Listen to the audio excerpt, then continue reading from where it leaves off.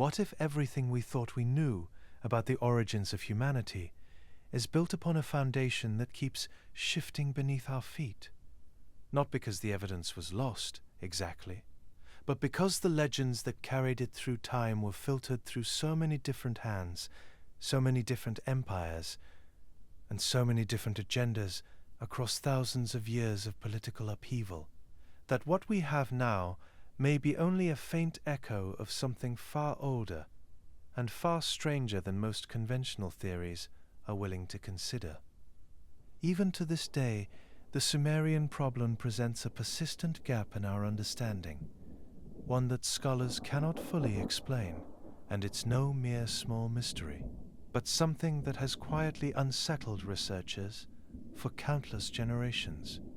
Because when you go looking through the first written records of human history, you find things that don't quite fit the story we've been telling ourselves. There, in some of the earliest attempts to document our collective past, you get a small glimpse of a civilization that was, itself, far too advanced for its time. A civilization that sprung up from the heart of ancient Mesopotamia with remarkable speed, already knowing things it shouldn't have known yet, already organized, already writing in a language with no known predecessors, and already building in ways that stretched the furthest limits of what would normally be expected from a society at that particular moment in time. And embedded inside that civilization's oldest clay archives, hidden in the strange cuneiform symbols of a now dead language, symbols that were pressed into the earth long before the first pharaoh ever ruled, and before the earliest verses of Genesis were composed, you find the first recorded creation stories, not just metaphors and myths, at least, not entirely, but something more deliberate. Records that describe in meticulous detail the moment mankind came into being, the entities who allegedly brought it about, and something that had already come long before. And strangely enough, they don't claim that their society slowly developed through many long years of evolutionary processes, or that they rose to such incredible heights through mere trial and error, but that they were intentionally created with a heightened intelligence, right from the very beginning, that they had been given every ability needed to do exactly what it was they would set forth to do, by immortal gods who had already walked this world long before the first ziggurat ever cast its tall shadow over the first known cities of ancient Sumer. Gods who had never intended our creation as an original part of the plan, but rather came upon it suddenly as a desperate and final solution to stop a cosmic civil war, one that seemed to be brewing all around them, from both above and below. Because believe it or not, these gods and goddesses didn't arrive to a blank slate. Their world had a long and sordid history before ours ever began. There were older orders, older disputes, older rules and arrangements that had already run their course by the time mortals entered the picture. Which means that whatever we were created to be, we were brought into a situation that was already in motion, already complicated, already carrying the weight of events we had no part in and no knowledge of. In the oldest Sumerian tongue, before the name traveled through centuries, changing ever so slightly as it was passed on by different people, in different kingdoms, in different places in time, these entities were known simply as the Anunna. But the name most of us have come to recognize, the one that commonly comes to mind when people start asking provocative questions about the past, is the Anunnaki. According to the traditions preserved on those ancient clay tablets, the Anunnaki were no ordinary gods, even in the mythological sense. They weren't so distant or so symbolic that their worshippers viewed them as purely abstract figures. Instead, they were constantly shaping the world with their touch in a very direct and tangible way, while maintaining the greater order of the universe from their luminous thrones. They were present, active, maintaining an existence that was far older and far more complicated than many realize. They were woven directly into the fabric of the natural world during its earliest development. Beings who were said to live without end, who both embodied and commanded the most fundamental forces of all reality. Elemental forces that most ancient cultures could only point at in awe and name from a safe distance, if they could name it at all. There was Enki, the god of water and hidden knowledge, whose comprehensive understanding of the natural world was undisputed. There was his brother Enlil, fierce and strong, the high god of wind and storms. He was said to have ushered the first breath of fresh air into the world, and his place in the hierarchy was second only to their father, the supreme god Anu, ruler of the highest celestial realms of the heavens. Together this supreme triad ruled with impunity, along with a dozen or so others below them who helped maintain the natural balance through each of their own unique gifts. And together, using nothing more than clay and blood and their own two hands, they would bring about what may have been the greatest act of creation ever accomplished. Not because we were a part of their grand plan all along, but because our introduction was a necessary new act in their growing world, full of growing responsibilities. An act that would ignite the first spark of intelligent, organized life in the Fertile Crescent, which would come to stretch all the way from the muddy southern marshlands of Eridu in what is now modern-day Iraq to the fertile delta of the ancient Nile and beyond. This arc-shaped strip of land witnessed some of the greatest and most advanced societies throughout the dawn of human history as they rose and fell in the passing eons, through stretches of time that are hard for the mortal mind to even fathom, much less fully comprehend. Here the ancient priests describe whole cities rising, where there had once been only wet mud and open skies, complex laws being written down and implemented with efficiency, bustling trade moving along routes that shouldn't have existed yet, astronomy practiced with a kind of mathematical precision that still raises questions among researchers who look closely at the numbers. This was the cradle of early civilization, a narrow stretch of land where the earliest complex societies first took root, beginning their long and often perilous climb through the annals of history. And the Sumerian records place the Anunnaki at the center of all of it, not as distant symbolic presences, but as the reason it happened at all. And that was just the beginning, because here is the part that tends to get quietly passed over. What if they didn't stop there? What if their first known attempt at shaping the human form wasn't really the first at all? There are estimated to be over 10,000 segments of DNA found in every other living mammal and primate on Earth, yet they are curiously missing in our own genetics. And then there are the even bigger leaps that no one can ignore. Segments of the human genome that would typically stay stagnant throughout millions of years of evolution, and yet, in us, it was found to have mutated at a staggering rate. Here is where the story stops being a simple origin myth and becomes something genuinely harder to categorize. Because when read carefully and slowly, some of these accounts seem to suggest that our inception was not just a single event.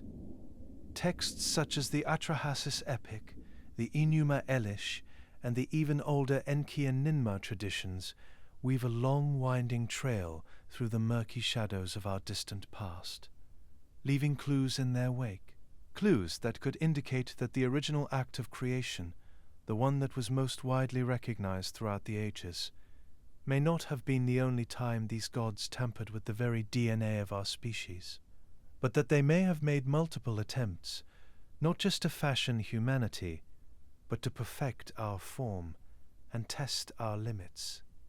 Attempts that didn't go as planned, attempts that required revisions, alterations, refinements, and what some interpretations have described as deliberate modifications, to the very fabric of our being. Not just one version of humanity, but several, each one built on what came before, each one shaped toward a more specific purpose, and losing something essential along the way. That idea that we might not be the first draft of what we are is one that the ancient texts seem to gesture toward again and again, without ever stating it plainly. But it's there, in the gaps between legends, in the strange details that don't quite fit a straightforward reading, in the questions that scholars and scientists have been circling for decades, without ever landing on answers that fully satisfy. At the end of the day, the Sumerian problem isn't just about how a civilization appeared so quickly and so completely. It's about what that civilization was trying to tell us, and how much of that message has been quietly buried under centuries of sand. We don't yet need to decide what to believe about any of this. That isn't really the point. The point is to follow the trail, to look at what the tablets actually say, who the figures in those stories really were, and what the oldest accounts of our own origins reveal when you read them not as simple mythology, but as a record someone felt compelled to preserve. Someone who thought it mattered. Someone who took the time and effort to carefully press these words into earthen clay vessels that would last long after their empires were but a distant memory to whoever would come later. Waiting, preserved in the darkness and the dust, waiting, perhaps, for us. As we pause here on the threshold of this ancient mystery, take a deep breath. Let the quiet of this space settle over you, allowing your thoughts to pass on by like the gentle currents of a slowly drifting river. If you are listening to this in the still of night, let us know where and when you are joining us from in the comments section below. It is always quietly comforting to know that countless listeners, scattered across distant lands and different time zones, are all settling into the same quiet journey through the forgotten echoes of human history. And if you are enjoying this Sumerian history for sleep narrative, finding it helps you relax or even drift off, consider subscribing to the channel. It helps support our efforts to keep bringing you these ancient stories each week, and continue reaching others who are searching for the same calm place to relax and unwind. If you would like uninterrupted sleep and longer versions, those are available to you through the Legends of the Dawn membership. Now we return to the rolling plains of ancient Mesopotamia, where these questions have seldom been spoken aloud in the centuries since their earliest empires have crumbled and fallen. But they must be asked, kept alive, and hopefully, at least in some small part, answered. And to do that, we must first examine the creation lore itself, not just of our origins, but also of theirs. During a time that is not the beginning as most textbooks mark it, but the beginning as the Sumerians themselves described it. In the distant moments just before the first primeval cities rose from the rolling plains, before the first kings were chosen to descend from heaven, and before the first laws were handed down to guide their reigns. Here we find ourselves in the earlier moments, when the gods themselves were still deciding what kind of world they wanted, and whether there was any place in it for creatures like us. Let the hours stretch into years, let the boundaries between you and everything else soften and blur, because we're going back a very long way to a world that predates almost everything we recognize and know, where the oldest memories of the world are still waiting, pressed in clay and silence, and together we are here to listen to their whispers. Whispers that lead to a thread that seems to run through every creation story ever pulled from the soil of these ancient lands. And it doesn't matter which culture the tablet came from, or how many centuries separate one text from another. When scholars piece together the fragments, when they slow down and really look at what the language is actually saying, they all have one thing in common. The same figure keeps appearing at the center of it all, working patiently in the silent chambers of his underwater palace in the Apsu, where the ambient glow of an ancient underlying energy dances, and flickers across reflective walls hidden in the deepest chasms of the freshwater seas, shimmering like a living force of its own, was Enki, the sacred god of wisdom and fresh water. Here, he mixed the most pure sediments of the rivers with something far more potent than clay. The myths describe him reaching for the living blood of the divine and combining it with the earth itself to shape something new in the dark waters. His skilled hands moved carefully, flowing with arcane magic that has long since faded from memory. Every tradition, every region, every retelling seems to converge on that same image. And that alone is worth investigating. But there's something that has to be understood about the world the Anunnaki had already built around them, or rather, the world they were trying to build.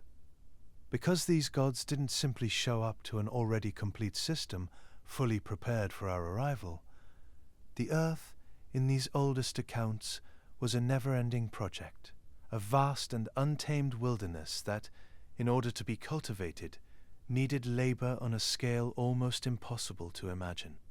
And that labor fell to a class of divine beings, deities who occupied a lower rank in the celestial order. They were called the Igigi, and for nearly 3,600 years, according to the earliest Sumerian sources, they did just that. They worked with a dedication that was hard to describe, digging the first massive waterways, shaping the riverbeds, turning the raw surface of the world into something fertile and ordered, the kind of lush and living terrain the higher Anunnaki had envisioned from the beginning. The work of terraforming an entire planet across an expanse of time that makes the last few hundred years look like a single afternoon. But from the perspective of the Anunnaki, the highest eternal beings for whom vast stretches of time pass the way seasons pass for us, 3,600 years may not have felt like very much time at all.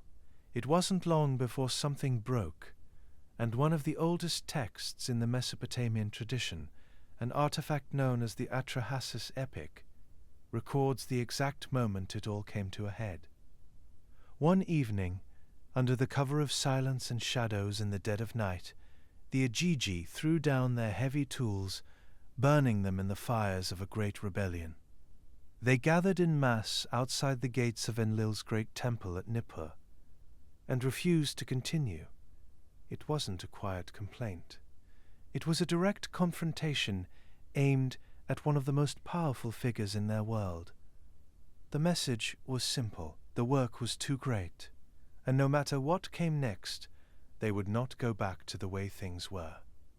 What had been accepted as inevitable, as the natural hierarchy of the cosmos, was suddenly thrown into question. The younger gods had challenged the authority of the Anunnaki. They had spoken out, and in doing so, they had created a void that demanded to be filled. The elder gods could not ignore this challenge without risking further instability in their own ranks. And so, that rebellion forced a choice. Someone would have to take over their work. The canals still needed maintaining. The earth still needed tending. And so the gods turned to a different solution entirely, one that would end up reshaping the history of this planet in ways that are still being argued over today. And that solution was us. That is the version of the story that most people encounter when they first find their way into Sumerian mythology. And it is real.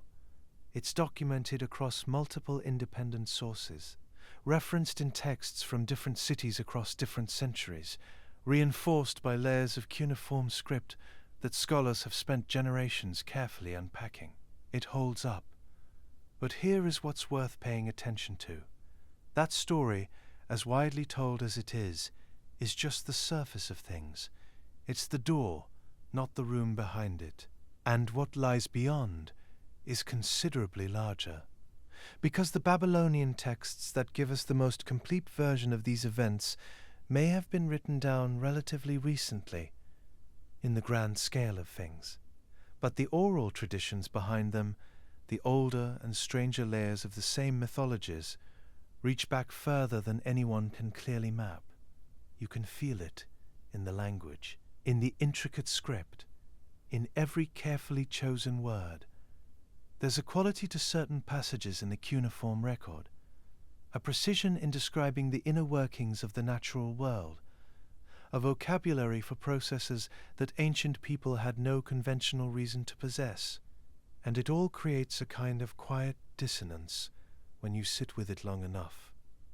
These weren't just stories told to explain the rain. They carry the texture of something older running underneath them. And when you follow those older threads, something interesting happens. The creation story expands. The concept of what humanity was and what it was meant to be becomes less straightforward.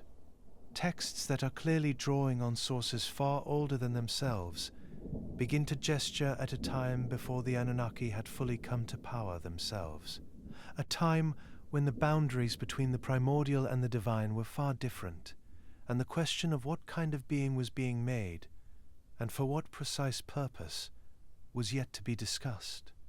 The echoes go back further than the tablets do, and that's exactly where this becomes something even other than we can comprehend. Because these traditions claim that the deity whose life essence was sacrificed for the birth of mankind, who gave his life for ours, was no mere ordinary god at all, nor did he go willingly. They claim that their high god Marduk specifically directed his father, Enki, to create mankind from the blood of a very specific and very old primordial god, one whose immediate ancestry stretched back to the very beginning of time, the one who sparked a polarizing cosmic war the likes of which had never been seen between the oldest and youngest generations of immortals. His name was Kingu, and his fate was sealed just shortly after the greatest cosmic war that had ever come to shake the pillars of the heavenly realms had finally settled. A war that made the Igigi's rebellion, as disruptive as it may have felt at the time, seem like a bunch of primitive farmers with pitchforks in comparison. Because Kingu was just one of many deities who had been formed in the earliest days of the universe, back when there was nothing but eternal darkness and silence and an endless primordial abyss, he was the newly appointed general of a great army, an army of 11 distinct species of terrifying hybrid monsters, all ultimately controlled and created by Tiamat, the primordial goddess of the salty seas, the literal embodiment of the tempest waters themselves, and his mother. In her purest form, she was depicted literally as those shifting salty tides of the vast open oceans. Other times, she took the form of a fierce dragon-like sea serpent, with a wingspan capable of shrouding the heavens, and a belly big enough to swallow the entire world whole. And these two were far from being the only members of this forgotten lineage of immortals. There was Apsu, her husband of the freshwater seas, the very same figure who had, even by this point, already been subdued by Enki after learning of his plans to silence every last member of the younger pantheon. The wise water god had drawn Apsu into the deep slumber he so desperately craved, an act which, no matter how heroic or pure of intent, would come at an inevitable price. Because in the eyes of the Titans who preceded him, his was the first great transgression committed at the hands of the Anunnaki, and neither Tiamat nor her new general, nor any of the others, would take his defiance lightly. There was also another figure to consider among them, carrying a name that would strike fear into the hearts of every immortal being among them, no matter how powerful. A name that has long since faded from memory, a mysterious entity known as Enmasara, the undisputed lord of the underworld in its earliest days, and a distant relative of Enlil. But more than that, he was revered as the lord of all the May, the cosmic parameters which defined all of reality, the very same gift later bestowed upon mankind, allowing them to so quickly prosper and flourish, the same laws that governed all living things, seen and unseen. Then there were the passive silt giants, Lamu and Lahamu, from whom the Igigi had descended, and from whom the very tectonic plates of the earth had already been formed. And above each and every one of them, there was the all-encompassing Mother Goddess, the original primordial waters from which all things had first formed. These towering ancient gods had ruled the universe long before their bright Anunnaki descendants had ever even been thought of, and they wanted to keep the world in its most primordial state. Barren, unliving, unable to grow into the flourishing environment that their descendants so desperately craved, and the noise and growing clamour of their progeny were disturbing their peaceful slumber. So eventually, they gathered together under Tiamat's command and waged war to keep the silence. It was the greatest challenge the Anunnaki had ever encountered. The dragon goddess brought forth a ferocious storm from her bitter waters. They crashed violently against sandy shores, churning and bubbling and boiling with rage, while tempest winds thrashed and whipped through the dark and cloudy skies.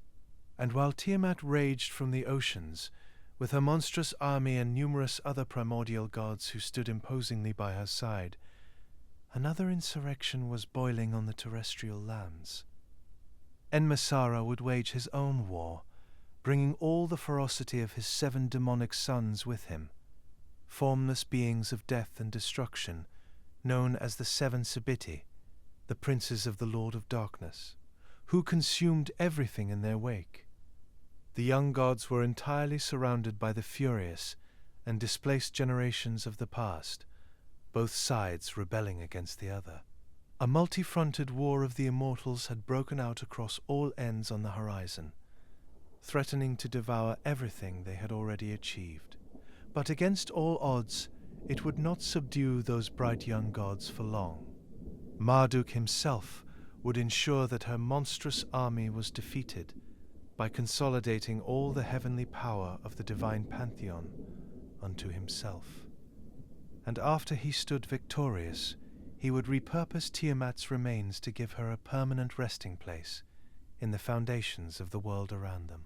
A place fitting for a god whose fertile waters had helped incubate the very first seeds of life long before the first glimmer of sunlight was cast down to help them to grow. It is said that her body was used to form both the furthest boundaries in the heavens above and the very bedrock of the earth below. Her head was used to create the jagged mountain peaks rising into the sky, while the tears from her eyes would serve as the eternal source of vital sweet waters running through the great Tigris and Euphrates rivers. And finally, her tail was used to bind the heavens together with the earth in an everlasting bond, creating the dazzling band across the night sky we now know as the Milky Way. Then there was the matter of Enmasara and his demons. Though the battle was long and hard, even they would be no match for Marduk's enforcer, a god named Nergal, and other times known as Era, the god of war, plague and pestilence. He would gather the lord of the underworld and the demons who surrounded him, and bring them to Marduk for their judgment. Here we see their clear transformation from the greatest titans to ever rule the universe, to what scholars refer to as the seized gods of Mesopotamian lore. Enmasara, along with the other primordial gods, were either killed or sent to the underworld, not to rule, but to rest for eternity in passivity. Meanwhile, his 7 sons would be executed, their energies transformed, and then transferred to Era to serve as his greatest weapons, the ultimate balancing mechanisms of the universe, only to be unleashed if absolutely necessary to keep the cosmic order. And when it was all said and done, in what many have interpreted as a clearly strategic move, it was this very moment, only just shortly after the dark storms of the great battles had finally dissolved, that the Igigi chose to stage their own rebellion. But here, in comparing and contrasting these stories, we find other potential purposes for the creation of mankind, and arrive at a critical gap in our overall function between them. Because the most basic and persistent question that has quietly unsettled curious minds for countless generations isn't really about the gods at all. Underneath it all, it's about us trying to find ourselves. Why were we made? What were we actually for? All the while wondering if the answer that lies therein could tell us something about what we carry inside of us, and why we are the way we are. The thing they all agree on, the secret they point to again and again, was that humanity was engineered, not discovered, not evolved into a consciousness of its own making and timeline, but deliberately designed and introduced to the world for a specific purpose. And as to what that purpose was, well, in the earliest Sumerian texts, the answer is always simple and direct. The Igigi were exhausted.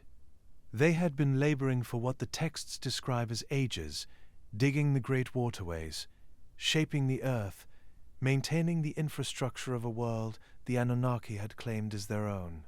Something had to give, and Enki's solution was to create a being capable of taking on that burden, a devout worker, a humble keeper of the land, something built from the earth itself, and yet animated by something far more ancient that bonded them all together. But as incredible as that story already seems, it doesn't stay that simple for long, because in later Babylonian accounts, the ones centered on Marduk and the great cosmic war that restructured the heavens, humanity's purpose expands considerably. We are still created to serve, to labor, to maintain what the gods could not endlessly manage themselves. But here, that service is tied to something more elaborate. Marduk had won the war. He had built his temples. He brought stable structures to the land and established an order that spanned both the heavenly and the terrestrial realms. And that order required constant tending. He had established his towering temples in the ancient capital of Babylon, with the aid of the lesser gods. And even now, the vast cities, the daily rituals, the complex political structures that held his domain together and came to so thoroughly define his empire, it all depended on strong hands, intelligent minds, and pure, unwavering devotion. Here, mankind's primary duty was far more than that of a simple laborer. We were put here to maintain the vast cosmic and political order that Marduk had fought so hard and so valiantly to secure. And when that great battle was over, it was Kingu who was found ultimately guilty of inciting the war, pushing Tiamat to take severe action rather than allowing or helping her to mourn. And even more than that, he had taken control of a legendary artifact known as the Tablet of Destinies, the one power that granted ultimate authority over the cosmos, wearing it as his own even though it was not his to control. And so when the battle was over, it was he who was judged, he who was chosen as the ultimate sacrifice, providing the vital essence necessary to spark life into the first human beings to walk the face of the earth. And the underlying secret of this moment isn't even in the sacrifice itself, it's in what his essence actually represented. Kingu wasn't some minor figure. He was an ancient. He carried within him something that far predated the structured systems the Anunnaki were trying to build, something wilder and deeper and in many ways far more powerful. And so when Enki first took that raw primordial life force, and the purest sediments of the earth moistened by the sweet fresh waters bubbling up from the Apsu, and intertwined them all together with the esoteric magic of his own ancestors, he wasn't simply following a recipe. He was unlocking an unfathomable reservoir of ancient capability, layering a chaotic, far older lineage into the very fabric of everything we are, everything we would accomplish, and everything we would become. Whether you read that as mythology or as something else entirely, the image it creates is striking. To the people who were some of the first to gaze up at the stars, we weren't built from a random scattering of atoms through time. We were built from everything that came before. The creation itself, as the texts describe it, took place in Enki's mysterious underwater palace, deep down in the Apsu, that vast freshwater realm beneath the earth, where wisdom and mystery were said to live together as one. Enki gathered what he needed and spoke his arcane incantations, the ancient words of a language that was already largely forgotten by all but him. The kind of words that carry a profound weight in every ancient tradition that has ever tried to describe them. The walls of his palace reflected the soft, shifting light glowing ambiently from somewhere below, morphing and swaying with the thick reeds. The air held something still and charged, the way a room feels just before something irreversible happens. The fertile goddess Ninmah was beside him, helping to shape our new forms with her own 2 hands. Together they pressed and smoothed and turned to repeat it all over again, working the clay with a meticulous degree of care that the story never rushes past. The mixture was precise, clay from the earth below, the animating essence of a god above. And between those 2 things, pressed together in that underwater room, bound by the magic of those who were already here long before, something new began to hold form. The figures that emerged were made in the image of the gods themselves. That detail appears again and again across multiple versions of the story, as if it mattered deeply to the people writing it down. We were not incidental. We were not approximate. The shaping was meticulous, the form deliberate, the proportions precisely calculated and considered. A new species assembled from memory, and elemental matter, and the remnants of a divine conflict that none of them had witnessed. What it means that we were built from all of that, from old chaos and divine intent, and the very blood of a god who lost what may have been the greatest war in all of recorded history, is something the texts leave wide open. The Sumerians who carved these words into clay didn't seem to think the question had a single answer. They just kept telling the story, in different cities, across different centuries, as if the act of remembering it was the point all along. And perhaps it was. Perhaps it still is. Because when the work was finished, when the clay had been perfectly shaped and the first breath of life had been ushered in, something even stranger came next. Something that we have never been able to fully explain, and it's possible that we never will. For the first time in this long and sordid story, human eyes opened to seek the light. The first 7 men and 7 women, standing there blinking, breathing, looking out at everything that existed around them, and understanding none of it, but yet somehow feeling that they belonged to it. And that moment, according to the tablets, did not pass quietly. It was answered with an extraordinary celebration, a feast that would lead to something truly remarkable. Enki, being the primary architect behind the whole process, arranged a great celebration in honor of what had just been accomplished. The deities gathered in the luminous assembly hall, that grand and shining space where the most powerful beings in the Sumerian cosmos came together, to drink sweet beer and wine, and to let their hearts become deeply elated. They had done something no force in the universe had done before.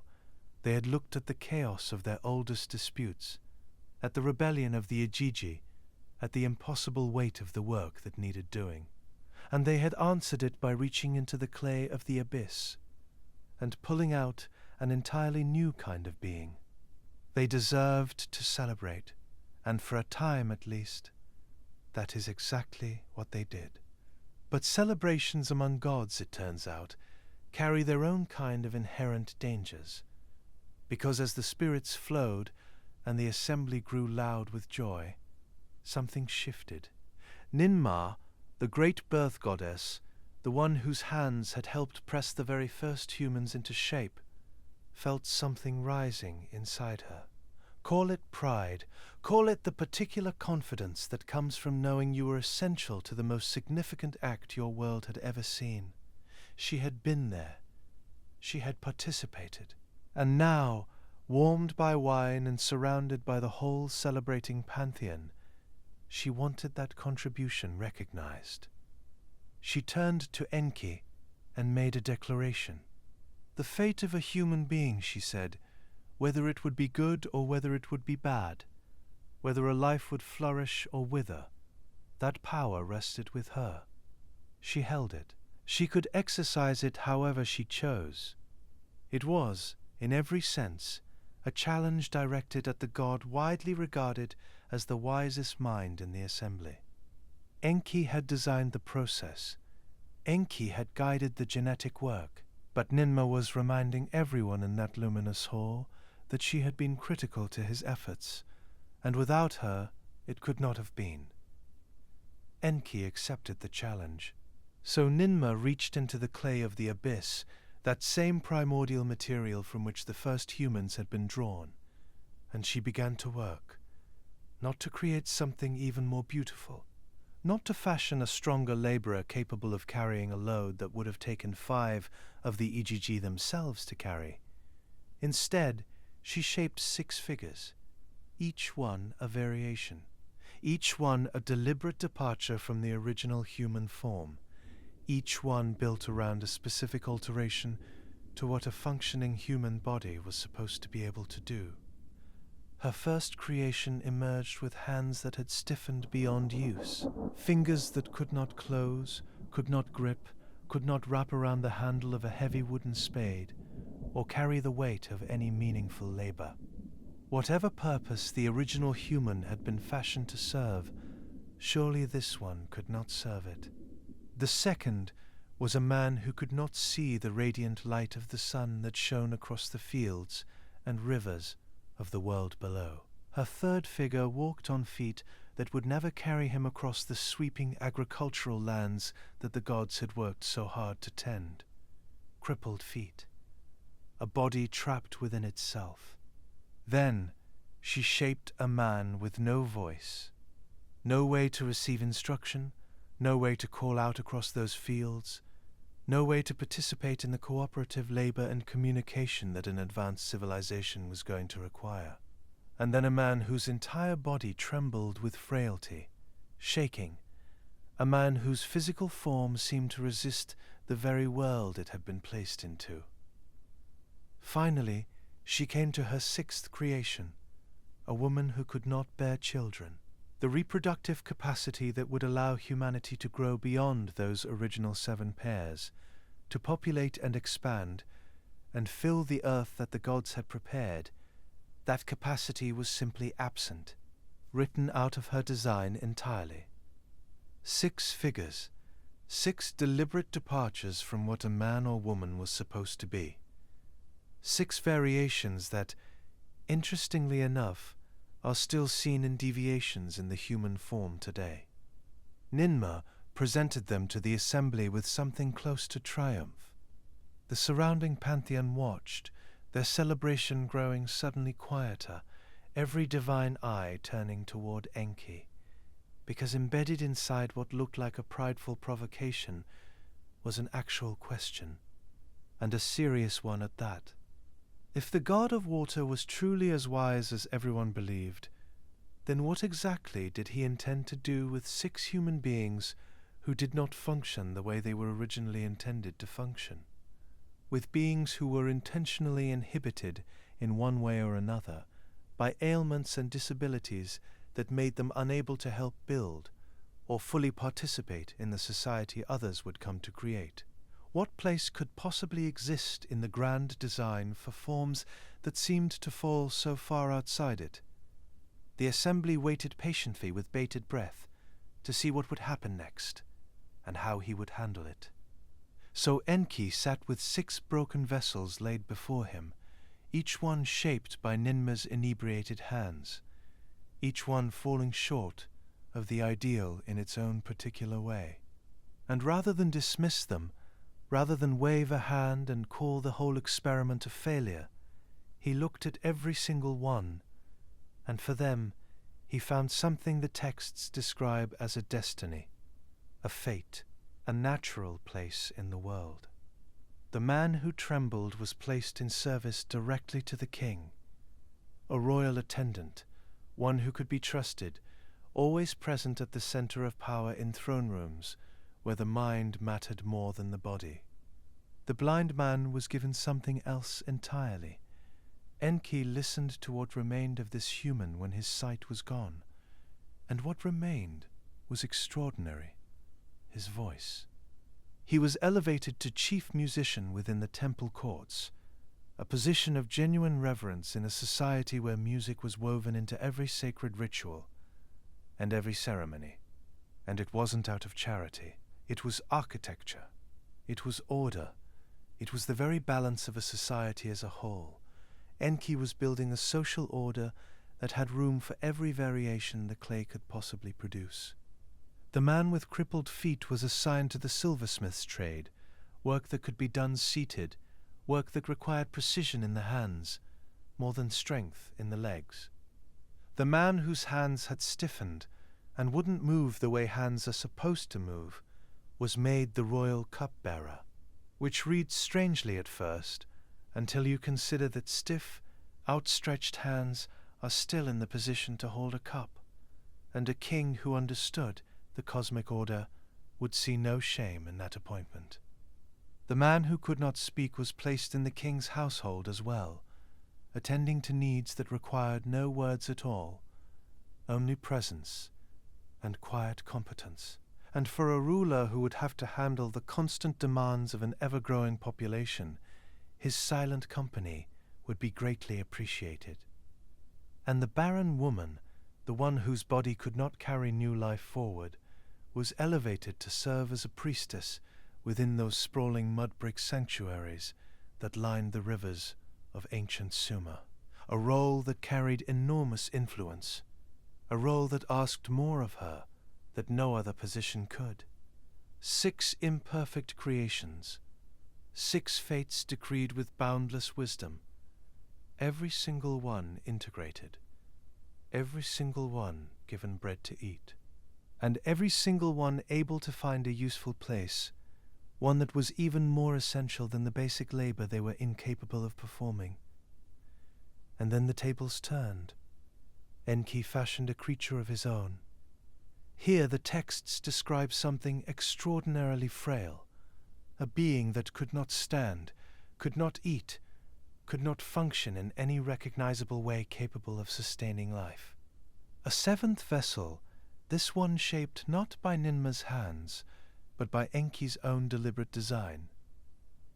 He placed it before her and asked her to find its fate, to decree its place, to do what he had just done 6 times over. But she could not.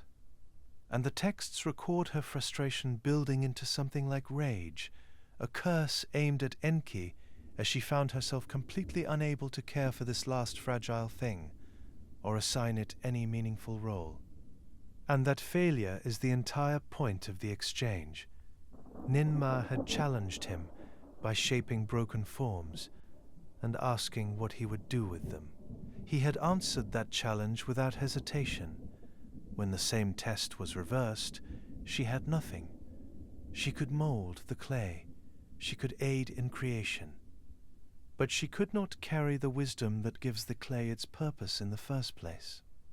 And perhaps this was more than just an inebriated mistake, or vague analogy for the inherent deviations found in the human form all along, but rather a surviving record from a lost era, documenting how the Anunnaki directly experimented with the physical limits of their new creations, how they both systematically tested and refined us, not just once, but over 8 times in the course of a short span.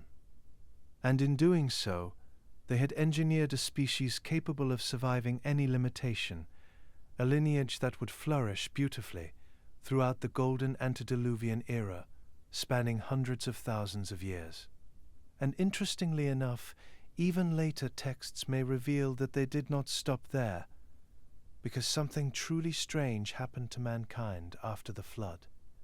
And after all, within every legend lies hints of the truth. But that is a story for another time.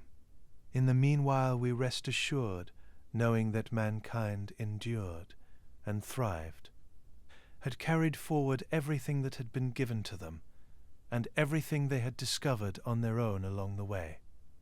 The antediluvian world of ancient Sumer was not a mere humble series of settlements.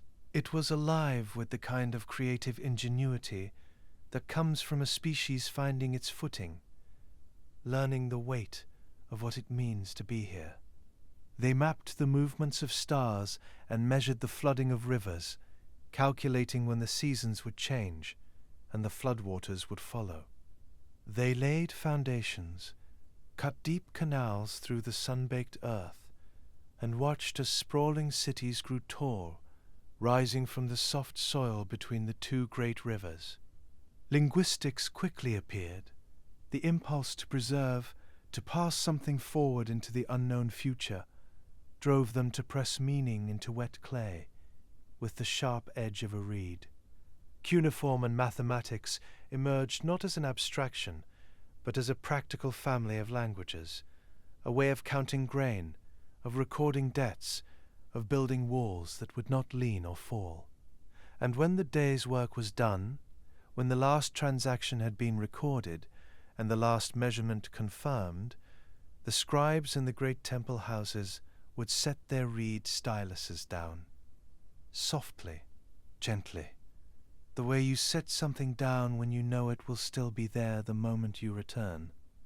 Clay tablets lined endless shelves in the quiet rows of darkening chambers, dense with wedge-shaped marks, each one representing a thought pressed into permanence.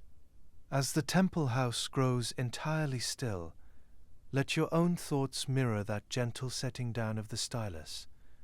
There is nothing more that needs done, no more thoughts that can't wait for another dawn. Like the cool clay tablets lining the smooth walls, you can let yourself to simply remain perfectly still and at peace in the dark of night. Allow a soothing wave of tranquility to wash over you, knowing that everything is exactly where it belongs. Warm smoke from the oil lamps drifted upward toward reed-thatched ceilings as the temples grew still. Outside, the night air settled over the city, cool and unhurried, carrying the faint smell of river water and dust. The stars came out one by one, as they always had, as they would continue to do long after the last fires inside those walls had cooled. All that knowledge resting in the dark, all those centuries of careful observations, of wonder, of precise calculations and beliefs preserved in layers of dried earth, waiting for those who would seek to unlock their deepest secrets. There is something deeply calming about that image, the way a single lamp flickers out, though the room itself does not end, it simply becomes something quieter, and inside the tablets remain. The wisdom inside them lives on, never to be lost to the shifting sands of time. The culture that made them reaches forward through thousands of years of silence, because what the Mesopotamians left behind is still being read, still being studied and pondered, like the missing pieces of a puzzle we have not yet figured out how to put together, still shaping how we understand the oldest chapters of our shared story.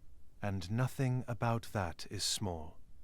Time does something remarkable when you let yourself follow it all the way back. What feels like a distant and unreachable past, separated from the present by an almost incomprehensible distance, reveals itself to be continuous, one long, unbroken thread. Each generation pressed up against the next, each one handing something forward into hands it would never see. The first word spoken aloud somewhere on this earth became the ancestor of every sentence that followed it. The first breath drawn in the cool morning air of a world still learning its place set something into motion that has never really stopped.